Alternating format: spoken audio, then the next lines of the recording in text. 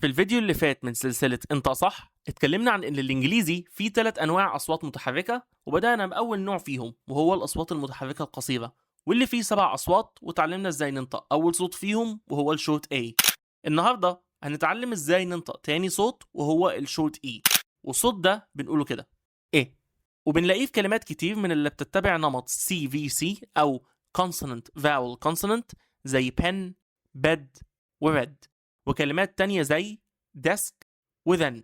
وزي ما انتوا أكيد لاحظتوا الصوت ده بينتج لما يكون عندنا حرف الإي بين حرفين ساكنين، ولكن في استثناءات بنعرفها ونتعلمها كل ما مستوانا يعلى في الإنجليزي زي bread head health said. وقفوا الفيديو وجربوا تنطقوا الكلمات الجاية دي: net member September sweat breath friend says many any. في الفيديو الجاي من السلسلة دي هنتكلم عن ثالث صوت من الأصوات المتحركة القصيرة وهو صوت الشورت يو. ولو عجبكم الفيديو ده ما تنسوش تتابعونا عشان تستفيدوا بالمحتوى اللي احنا بننزله على صفحاتنا.